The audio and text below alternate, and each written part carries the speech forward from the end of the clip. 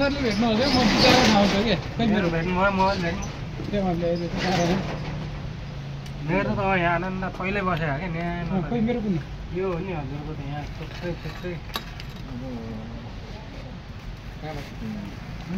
त्यही गर्न भयो कि